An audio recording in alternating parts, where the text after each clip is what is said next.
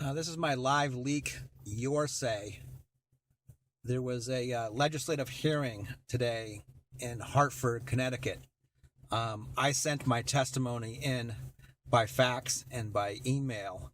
I guess the shit is really hitting the fan in Connecticut. The revenue collection system, which is the police, the courts, and the state, are just raking families and the economy over the coals. If you have a house or rental property, or especially if you're self-employed, the state of Connecticut will go after you. If you have kids, there's a bounty on them for them to be taken away. Because when the state adopts them out or houses them, they get federal tax dollars.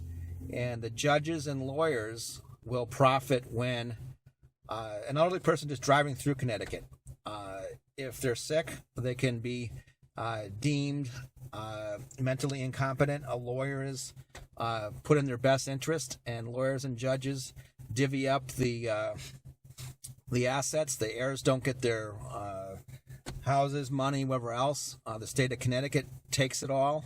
The lawyers and judges all get rich. If you have an inheritance, you might be threatened by police informants. You might have a gag order slapped on you by a judge, and they just take everything that you own. They take your bank accounts, they take your assets, and you're lucky to remain alive after they barbecue. Connecticut, New York, and other parts of the country are that bad. Having your kids taken away, being spied on previous to 9/11 in Stafford Springs, Connecticut.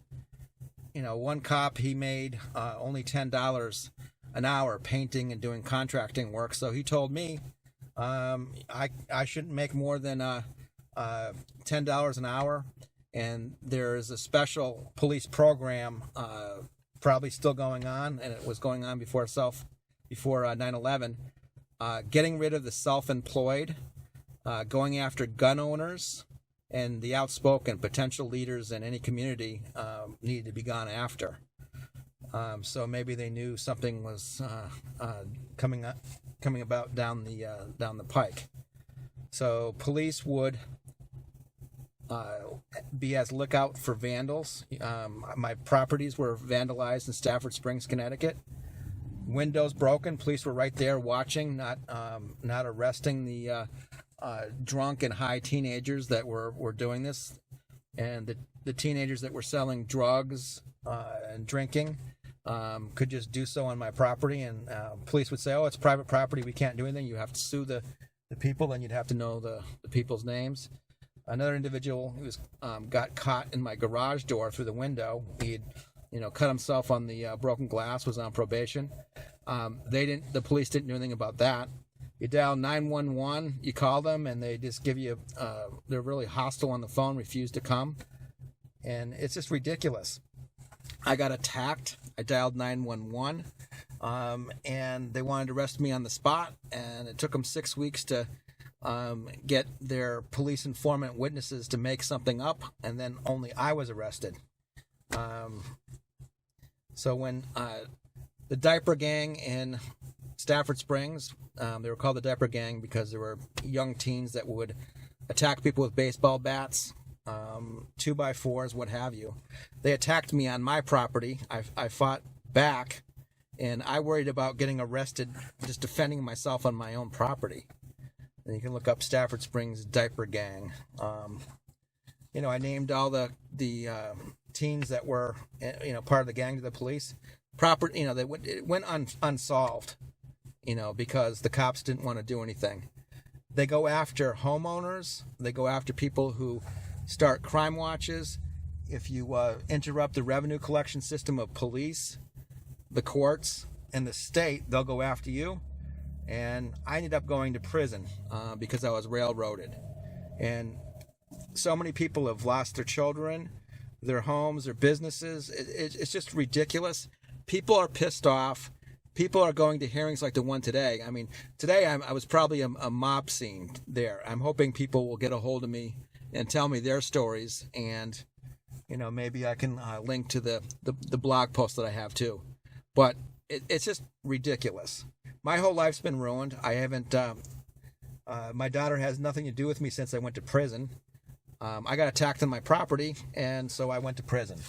A man already in trouble with the law rapes a 3-year-old. Nothing happens to him. And all sorts of crimes are going on, and criminals are fine with the police because they all work for them. Prostitutes, drug dealers, pieces of shit, vandals. But if you have money to pay lawyers, they want to fuck you over. And the state of Connecticut is getting away with it, so other states are too. And they want to fuck you over too, unless you do something about it. It's time for us all to fight back. It's just bullshit. I had a business. I had homes. I had an intact family. The police even were contacting my father. Does Steve have a girlfriend? Oh, what's her name? What does she drive? Who's he hanging out? What are their names? Talking to my father, and like I told my father, they're not. If they're doing a legitimate investigation, they know where I am all the time, 100% of the time, if I use a cell phone or if I'm on the internet. And so, if it's a legitimate investigation, you don't need to be telling them, my business. And I asked my father over and over again, quit calling the police and giving them information like, where I'm working and who I'm working for, because the cops will get me fired from my job. And then he goes up and calls the cops because and then he get angry because the cops are calling him asking questions like I'm some sort of criminal. Broke no laws, did nothing wrong, and I'm just sick of the fucking bullshit.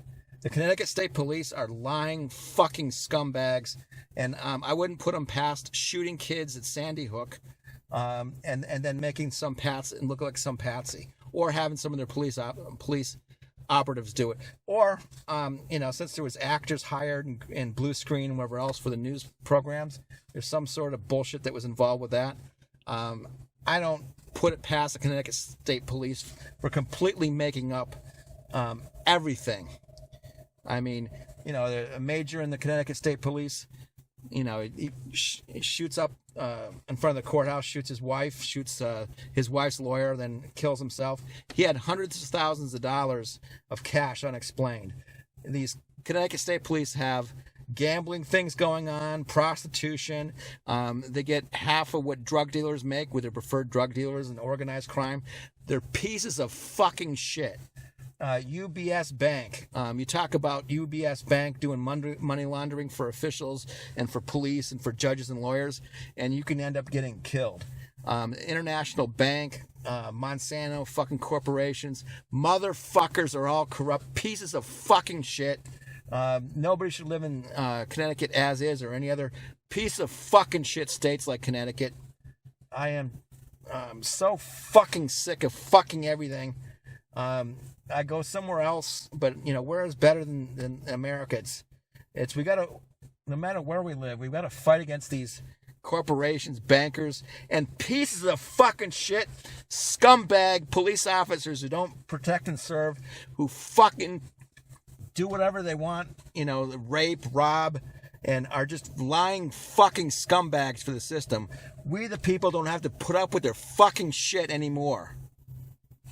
Stephen G. Erickson signing out.